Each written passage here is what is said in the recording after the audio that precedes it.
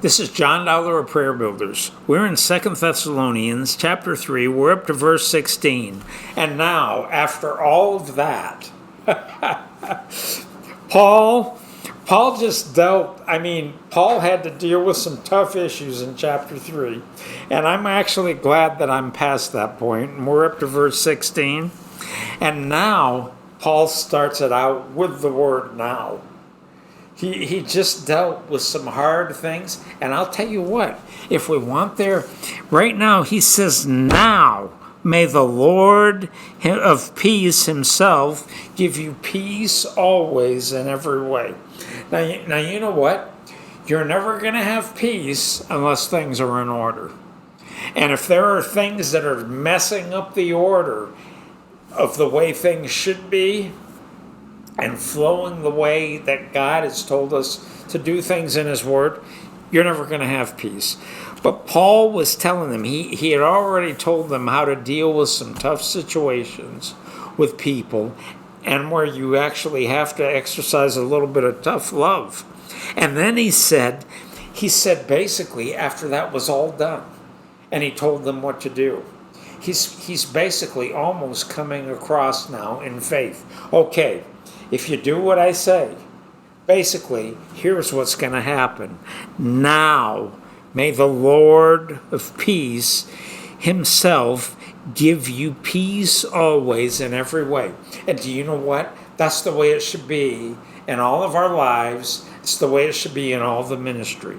If you are not seeing, if God's peace is not resting on you, flowing on you in your life, in all of your life, and in every way, there's probably something out of order or not quite right that needs to be dealt with.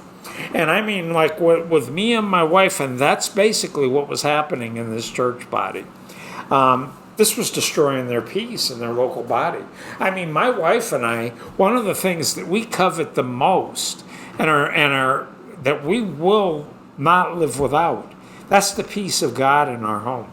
If there has ever been anything in my wife and I's life that has like if our peace has diminished in our lives, in our family, or whatever, we do not wait and allow it.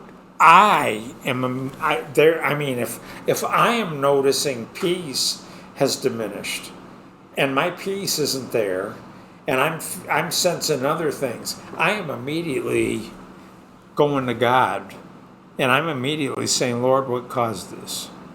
What is happening? And normally when that happens, I know exactly what it is.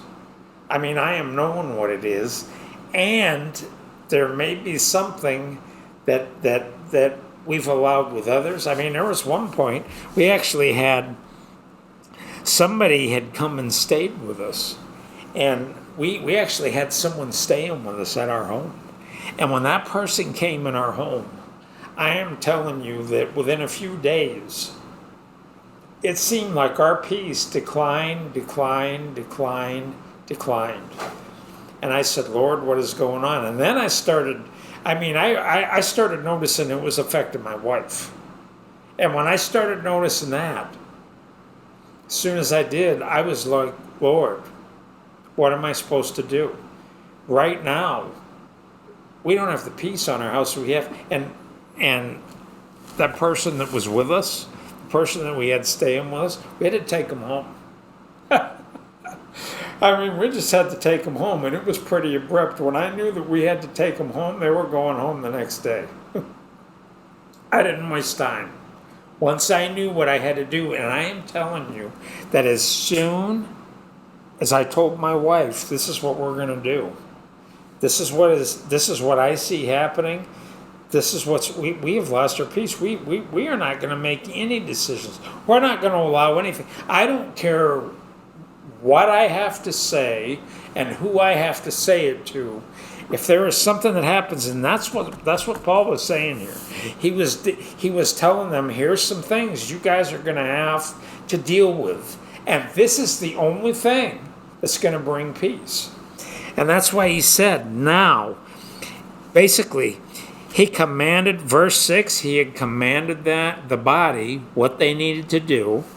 And then he commanded the people who were out of order in verse 12 what they needed to do.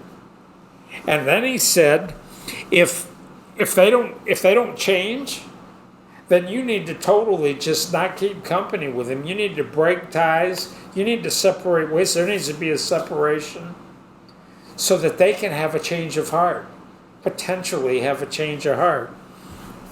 And he says, now may the Lord of peace himself give you peace always in every way. The Lord be with you all. Now, the only way that is going to happen is if we are doers of the word. Whatever he says to us, we just have to do it.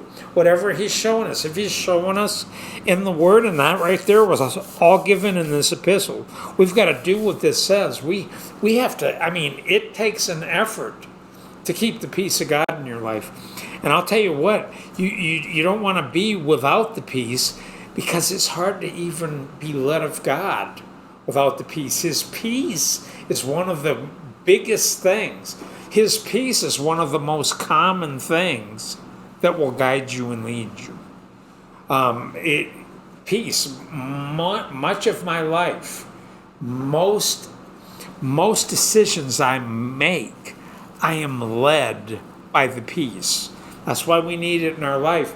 And then you have to make good decisions.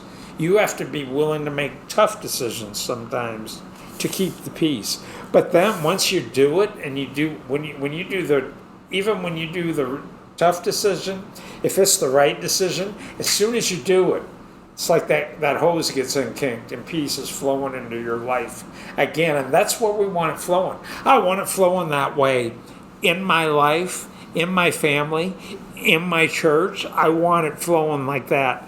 I want peace just flowing, just like it says in this verse, in every way. I just want the peace flowing. So anyway, I hope this was a blessing to you. We'll be back tomorrow, verse 17, and I want you to remember this. Never forget it.